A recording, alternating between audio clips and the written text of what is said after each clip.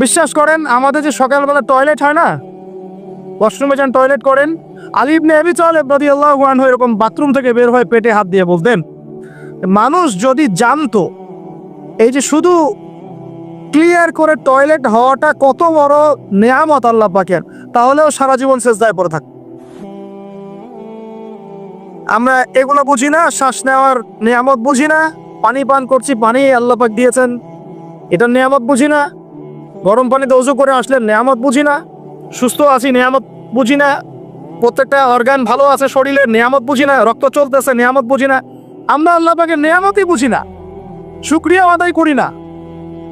আর ওই যে কালিমা লা ইলাহা ইল্লাল্লাহ আল্লাহ পাক পড়ার তৌফিক দিয়ে মুসলিম বানিয়েছেন, এটা তো মোটেই বুঝি না। কত বড় নিয়ামত আল্লাহ দিয়েছেন আর কত ইহসান আল্লাহ করেছেন। এইটা জাস্ট আজকের লেকচার শুনে বুঝে বাসায় চলে যান, তাহলে ইনশাল্লাহ আপনার একটা কৃতজ্ঞতাপূর্ণ হৃদয়ের সৃষ্টি হবে, এবং এই হৃদয়টা সৃষ্টি হলে পরেই আপনি আল্লাহর দিকে ফিরে আসবেন ইনশাআল্লাহ। যুবক ভাই, আপনি আমি যে এত পাপ করলাম সারা জীবনেও, তারপরেও যে আল্লাহ পাক আপনার উপর আমার উপর শাস্তি নাজিল করেন নাই, এই ঋণটা কি আপনি আমি শোধ করতে পারবো কিনা? বলেন, আমার সাথে কথা বলেন, পারবো আমরা? এই যে সারা জীবন সুদ খেয়ে যাচ্ছেন, আল্লাহ যে গজব এখনো দেন নাই, আপনি আমি কি এই ঋণটা শোধ করতে পারবো? এই যে মেয়েগুলো তোমরা যে পর্দা করতেছো না, বেহায়ের মতো বেপর্দায় ঘুরে বেড়াচ্ছ, এখন আল্লাহ পাক এখনো শাস্তি দেন নাই, শুকরিয়া আদায় করতে পারবে? এতদিন চলে গেল, শত শত রাকাত নামাজ বাকি আছে, রোজা বাকি আছে, হজ ফরজ হয়েছে হজ করেন না, যাকাত সেই কবে ফরজ হয়েছে যাকাত দেন না, আল্লাহর জন্য একটু দান সাদাকা করব, একটু মসজিদ মাদ্রাসায় কন্ট্রিবিউট করব, ইত্যাদি ইত্যাদি সমাজ কল্যাণমূলক কাজ করব, করছি না। আল্লাহ যে এখন পর্যন্ত এইভাবে সুস্থ রেখেছেন, নিয়ামতের শুকরিয়া আদায় করতে পারবো আমরা? ইন্নাল ইনসানা যালুমান জাহুলা, মানুষ জালেম জাহেল। সুবহানাল্লাহ, আমরা কি আল্লাহ পাকের কৃতজ্ঞ হব কিনা ভাই? আমার সাথে বলেন আলহামদুলিল্লাহ। আলহামদুলিল্লাহ আদাদা খালকিহি ওয়া রিদা নাফসিহি ওয়া জিনাতা আরশিহি ওয়া মিদাদা কালিমাতিহি কামা ইয়ানবাগি লিজালালি ওয়াজহিক ওয়া আযীমি সুলতানিকা ইয়া রাব্বাল আলামিন। আল্লাহ পাক আমাদের সবাইকে আল্লাহ পাকের কৃতজ্ঞ হওয়ার তৌফিক দান করুন। কৃতজ্ঞতা একটা দোয়া আমার সাথে পড়েন, আলহামদুলিল্লাহ হামদান কাসীরান তাইয়িবান মুবারাকান ফি, আলহামদুলিল্লাহ কামা ইয়ানবাগি লিজালালি ওয়াজহিক ওয়া আযীমি সুলতানিক আল্লাহুম্মা সাল্লি আলা মুহাম্মাদ ওয়া সাল্লাম। প্রিয় ভাইরা, অনেক রাত গভীর করব না, মূল কথাগুলো এটুক। আল্লাহ রাব্বুল আলামিন আমাদের সবাইকে যেন মুসলিম পরিবারে জন্মগ্রহণ করতে পারার এই নিয়ামতের শুকরিয়া আদায় করার তৌফিক দান করে। শুকরিয়া আদায় করবো কিভাবে ভাই? 5 ওয়াক্ত নামাজ দিয়ে শুরু করতে হবে। নামাজ নাই ইসলাম নাই, নামাজ নাই ইসলাম নাই। নামাজ না পড়ে 14 বার জানাজার নামাজ পড়ালেও সে ব্যক্তি জান্নাতে যেতে পারবে না। বেনামাজি ব্যক্তি, হাদিসের পরিভাষা তাকে কাফের বলা হচ্ছে। কি বলা হচ্ছে? তাহলে আমরা কি করব? তওবা করে ফিরে এসে কাজা আদায় করার চেষ্টা করবো ইনশাআল্লাহ। এখন থেকে যেন কোনো নামাজ কাজা না হয় এবং ছুটে না যায়, আল্লাহ পাক যেন সেভাবে নামাজ পড়ার তৌফিক দান করেন। এবং নামাজ 4G 3G 5G হবে না, নামাজ ধীর স্থিরভাবে হবে, প্রত্যেকটা বিষয় উপলব্ধি করে সালাত আদায় করবো ইনশাআল্লাহ। আর নামাজের মধ্যে আমরা যা পড়ি এর অর্থগুলো বোঝার চেষ্টা করবো ইনশাআল্লাহ। ঠিক আছে ভাই? নামাজ দিয়ে শুরু হবে, দেন তলাবুল ইলম, ইলম অর্জন করবেন। এই ইলম নিয়ে কথা বলে শেষ করে দিব। ইলম অর্জন করবেন কি না? ইলম অর্জন করা মুস্তাহাব না নফল না সুন্নাহ? নবী সাল্লাল্লাহু আলাইহি ওয়াসাল্লাম বলেছেন, তলাবুল ইলমি ফরিদাতুন আলা কুল্লি মুসলিম। প্রত্যেক মুসলমানের উপরে দ্বীনের জ্ঞান অর্জন করাটা ভাই কি? ফরজ। তাহলে আমরা জ্ঞান অর্জন করবো তো ইনশাআল্লাহ। ডক্টর হতে বাধা নাই, ইঞ্জিনিয়ার হতে বাধা নাই, রাজনৈতিক নেতা হতেও কোনো বাধা নাই, অর্থনীতিবিদ হতে কোনো বাধা নাই, কিন্তু কোরআন সুন্নাহর শিক্ষা বিবর্জিত করে নয়, কোরআন সুন্নাহর শিক্ষাকে বুকে ধারণ করেই একদম ছোটবেলা থেকেই কোরআন শিখতে হবে। আল্লাহ পাক তৌফিক দান করুন। আর কোরআন শিখতে হবে মানে শুধু এটা নয় যে বিশুদ্ধ করে খালি তিলাওয়াত শিখবো, এতটুকু যথেষ্ট নয়, এতটুকু যথেষ্ট নয় আপনার জন্য। এই অর্থটাকে বোঝার চেষ্টা করতে হবে। আল্লাহ পাক তৌফিক দান করুন, আমিন। আরবি ভাষাটা শেখার চেষ্টা করেন, আরবি ব্যাকরণটাকে শেখার চেষ্টা করেন, ওলামায়ে কেরামদের সাথে সম্পর্ক রাখেন, মাদ্রাসায় একটু সময় দেন, প্রয়োজন একটু ব্যাচ আকারে পড়েন, অনলাইন অফলাইনে অনেক কোর্স হয়, এগুলো করেন। অ্যাটলিস্ট কোরআন বোঝার জন্য যতটুকু আরবি দরকার, যতটুকু ভাষা জ্ঞান দরকার, ব্যাকরণ দরকার, এইটুকু অর্জন করেন। আমি আপনাকে মুফতি মুহাদ্দিস হতে বলছি না। পারবেন কিনা ভাই? পারা যাবে তো ইনশাআল্লাহ। আল্লাহ পাক তৌফিক ইনায়াত করুন বলি আমিন। কোরআনের ভাষার ভিতরে ঢুকতে না পারলে ভাই আপনি কোরআনের স্বাদ অনুভব করতে পারবেন, স্বাদ অনুভব করতে পারবেন না। আল্লাহ বলছেন লাউ আনজালনা হাযাল কুরআনা আলা জাবাল লা রাআইতাহু খাশিআম মুতাসাদ্দিআম মিন খাশিয়াতিন। কোরআনকে তোমার সিনায় নাজিল না করে পাহাড়ে নাজিল করলে পাহাড় আল্লাহর ভয়ে নতজানু হয়ে যেত, থরথর করে কাঁপতো। তো সেই কোরআন আমরা তেলাওয়াত করে কখনো চোখ দিয়ে পানি বের হয় না? হয় না? বের হয় না? হয় না? কখন হয় না? কারণ কোরআন পড়েও আমরা উপলব্ধি করতে পারি না, অর্থ জানি না। কোরআন পড়েও অর্থ বুঝি না বলেই কখনো চোখ দিয়ে পানি বের হচ্ছে না। দোয়াগুলো করছি অর্থ বুঝি না বলেই দোয়ার মধ্যে স্বাদ আসে না, সেই নূর পাই না, সেই মারিফত অর্জিত হয় না। আর আস্তে আস্তে এই শিক্ষাগুলো থেকে আমাদেরকে সরিয়ে দেওয়া হচ্ছে। ব্যক্তিগত উদ্যোগে হোক, যেভাবে হোক, আপনাকে কোরআন শিখতেই হবে। এই তাগাদা আপনার, এই ফিকির আপনার। ইনশাআল্লাহ ফিকির আপনি করেন, রাস্তা আল্লাহ দেখাবেন ইনশাআল্লাহ। আল্লাহ পাক তৌফিক দান করুন। এর পাশাপাশি আল্লাহ ওয়ালাদের সাথে থাকবো, সুন্নাহ ভিত্তিক জীবনযাপন করবো ইনশাআল্লাহ। রাজি আছি তো ইনশাআল্লাহ? সবার চেহারায় দাড়ি থাকবে তো ইনশাআল্লাহ? প্যান্ট টাকলো উপরে উঠবে তো ইনশাআল্লাহ? আমরা হারাম সম্পর্কগুলো ত্যাগ করতে পারবো তো ইনশাআল্লাহ? হালাল সম্পর্কে থাকবো তো ইনশাআল্লাহ? হালাল রিজিক খাবো তো ইনশাআল্লাহ?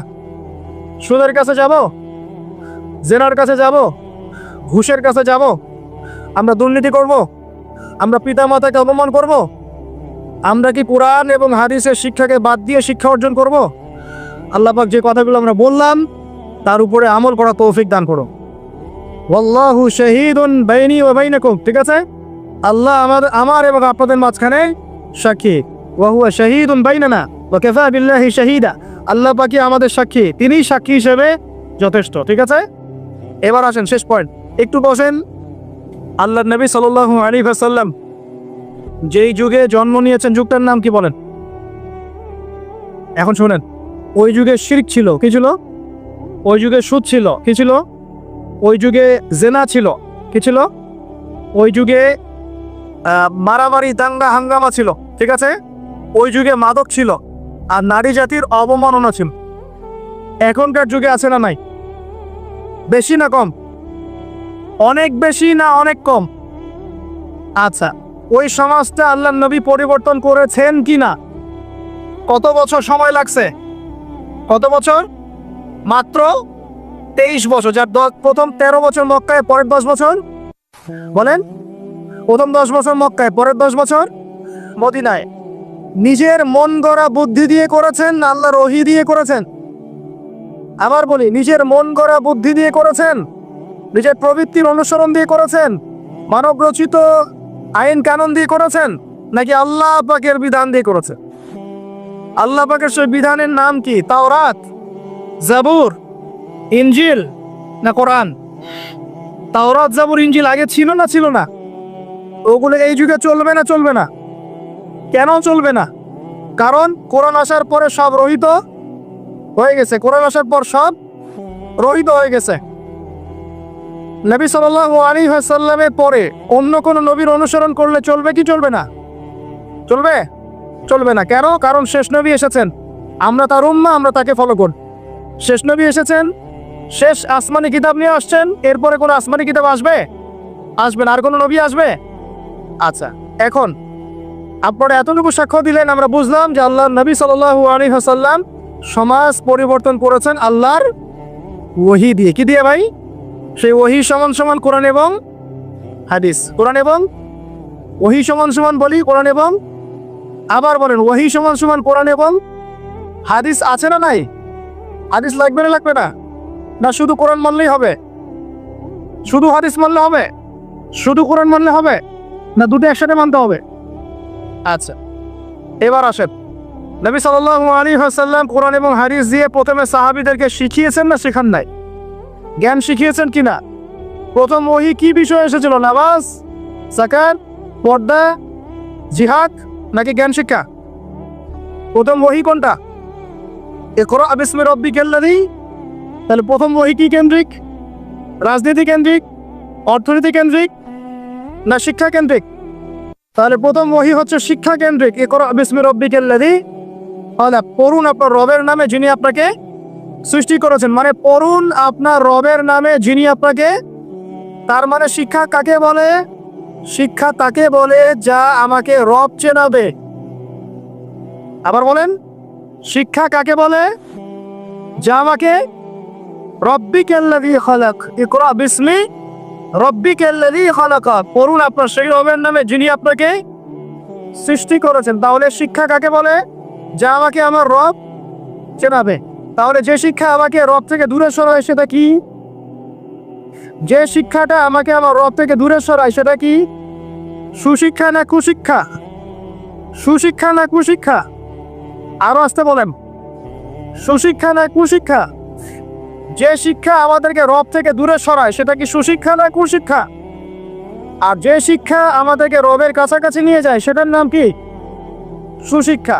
নবী সাল্লাল্লাহু আলাইহি ওয়াসাল্লাম সমাজ পরিবর্তন করেছেন কোন শিক্ষা দিয়ে? সুশিক্ষা না কুশিক্ষা? আচ্ছা, এবার তিনি সাহাবীদেরকে এটা শিক্ষা দিলেন। একই সাথে তিনি কি শুধু শিক্ষাই দিয়েছেন না আমল করে দেখিয়েছেন? শুধু বলেই গেছেন না আমল করে দেখিয়েছেন? আচ্ছা, তিনি কি শুধু বাহ্যিক শিক্ষাই দিয়েছেন না কলবটাকেও পরিবর্তন করেছেন? আধ্যাত্মিকত্ব তাজকিয়া অর্জন করা হয়েছিল না হয় নাই? হয়েছে। এই শিক্ষাটার দাওয়াত মানুষকে দিয়েছেন না দেন নাই? এরপরে তার উপর অত্যাচার এসেছে না আসে নাই? তা তিনি সবর করেছেন না করেন নাই? তাকে দেশ থেকে চলে যেতে হয়েছে না হয় নাই? মদিনায় কি ইসলামিক রাষ্ট্র কায়েম হয়েছে কি হয় নাই? তারপরে ওই ওহির বিধানকে প্রতিষ্ঠা করার জন্য দাওয়াতের সাথে সাথে জিহাদ করতে হয়েছে কি হয় নাই?